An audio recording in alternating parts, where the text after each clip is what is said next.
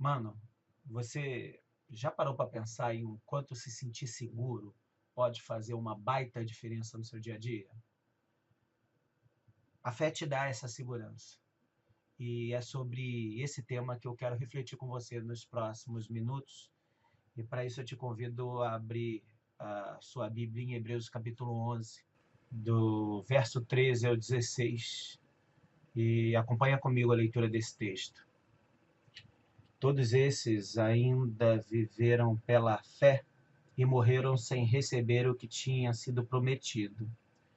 Viram-nas de longe e de longe as saudaram, ou seja, as promessas, reconhecendo que eram estrangeiros e peregrinos na terra. Os que assim falam mostram que estão buscando uma pátria. Se estivessem pensando naquela de onde saíram, teriam oportunidade de voltar. Em vez disso, esperavam eles uma pátria melhor, isso é, a pátria celestial. Por essa razão, Deus não se envergonha de ser chamado Deus deles, pois preparou-lhes uma cidade. Eu sei que você vai concordar comigo que toda viagem tem seus custos. Não é à toa que a gente espera a época do 13º para normalmente viajar. Mas quando a gente pensa em viagem de avião, tá ficando até um pouco engraçado. No começo, há alguns anos atrás, eles começaram a cobrar os lanchinhos. Mais para frente, eles passaram a cobrar por um espaço maior no assento, por uma bagagem despachada acima de determinado peso. No ano passado, eles começaram a cobrar por qualquer bagagem a ser despachada. E nas últimas semanas a gente se deparou com a notícia de que agora até pelo lugar no assento, determinado lugar no voo, a gente também vai ter que pagar uma taxinha a mais. Mas eu queria que você pensasse nessa situação sobre uma outra perspectiva, sobre a garantia que o bilhete de voo lhe proporciona. Sabe por quê? Nós, aqui no nosso caso, estamos no Rio de Janeiro. Um dos aeroportos de nossa cidade, o Aeroporto Santos Dumont, fica colado com a Baía de Guanabara e é um aeroporto pequeno, com uma pista pequena. Por causa disso, basta uma névoazinha de manhã para que o aeroporto seja fechado. E nesse momento, quando a gente vê um voo adiado, cancelado, tendo um compromisso no nosso destino, você vai concordar comigo que pouco importa se eu paguei por excesso de bagagem, se eu sentei numa poltrona de conforto, se eu conseguia pagar a mais pela janela, ou se eu vim preparado para fazer um gostoso lanche. Porque o que interessa é embarcar.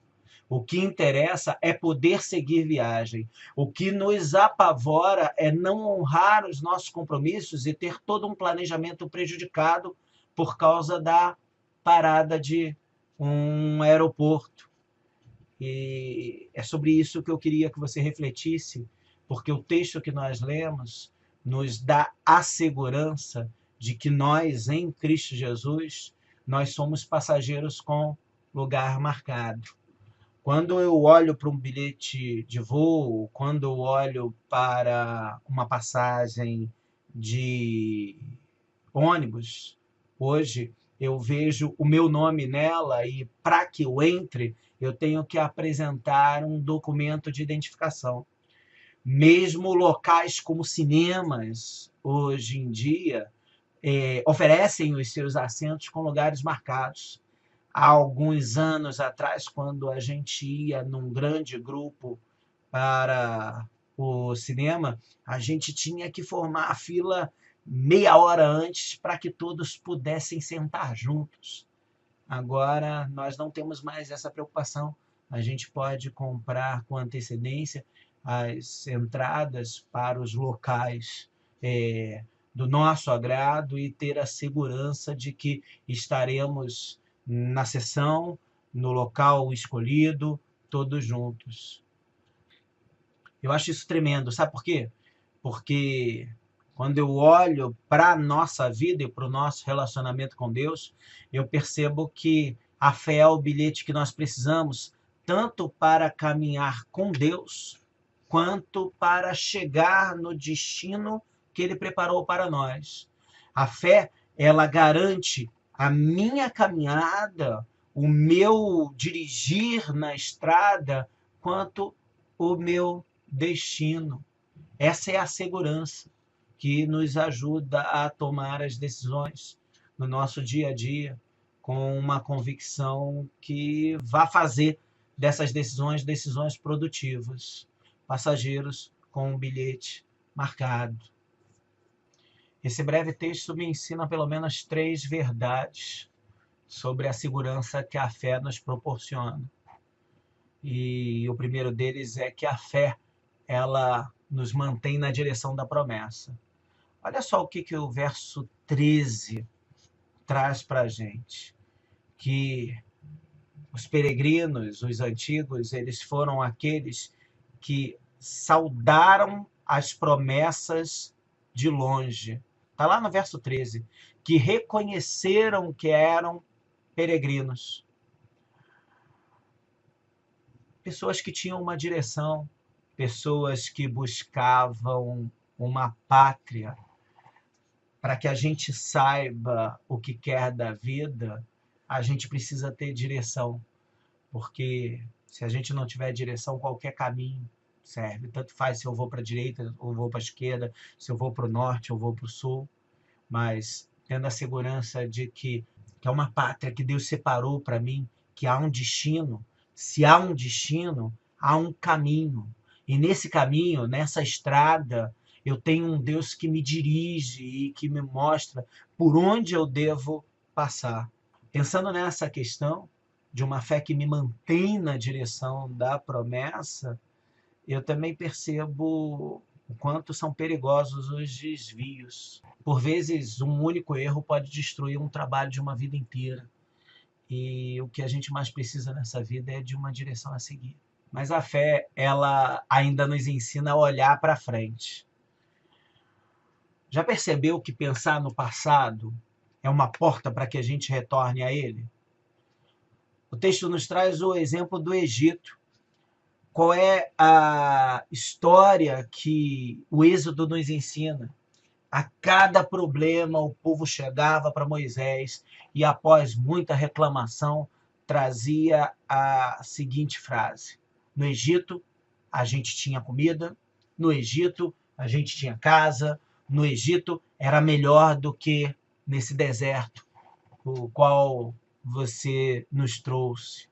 E a cada vez que o povo olhava para trás, ele cogitava parar de seguir adiante. E o que a fé faz conosco? Amados, a fé que Deus quer colocar no teu coração é uma fé que faça com que você feche os olhos para o passado e foque a sua caminhada no futuro que Deus reservou para vocês. Até porque, se nós analisarmos friamente, estava muito pior antes de nós termos tido a nossa direção inteiramente transformada por Jesus. Essa fé que me ensina a olhar para frente, ela também me aponta uma cura. A cura para a perda. Porque eu acho que existem poucos sentimentos que nos aprisionam tanto quanto a perda. A perda de uma posição de destaque, a perda de um parente querido, a perda de um relacionamento.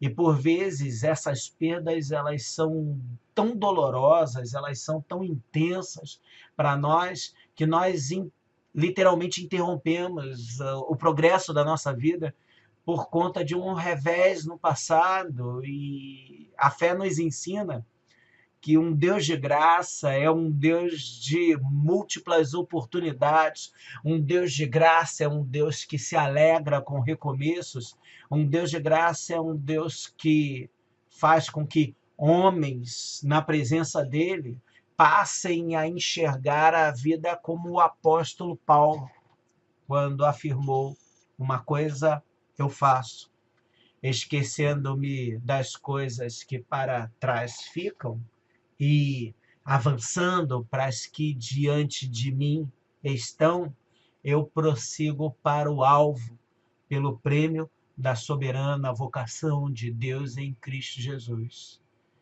Essa é a fé que Deus quer que nós cultivemos e coloquemos em prática no nosso dia a dia. Uma fé que, em primeiro lugar, nos mantém na direção da promessa, em segundo lugar, nos ensina a olhar para frente, e, por fim, essa fé é uma fé que faz com que nós esperemos sempre por algo melhor. Já parou para pensar que o otimismo é um reflexo da fé? Assim como o pessimismo é fruto da incredulidade? Por que os patriarcas caminharam pela fé? Porque eles acreditavam que Deus tinha para eles algo maior, que Deus estava preparando algo maior para eles, e esse algo maior justificava o esforço de fé de continuar peregrinando. Foi por isso que Abraão não temeu por seu filho, que Isaac abençoou Jacó e Esaú com relação ao futuro deles, que Jacó abençoou cada um de seus filhos, e que José chegou ao extremo de dar direções específicas com relação ao que fariam com os seus ossos, não deixando-os no Egito, porque o dia em que aquele povo voltasse à sua terra, para se apossar da terra que Deus tinha destinado a eles, José queria que seus ossos lá fossem enterrados. Amados, Deus tem algo melhor para você. A Bíblia diz que toda boa dádiva, todo dom perfeito vem do alto. A Bíblia diz que a vontade de Deus é boa, é perfeita e é agradável. E nesse momento, o nosso convite a você, o convite da palavra de Deus, é que você reflita sobre como você tem olhado para a vida e que, confiado na graça de Deus, você parta desse momento e que, confiado na graça de Deus, você prossiga, mas com esperança de que um Deus bom tem algo bom para você.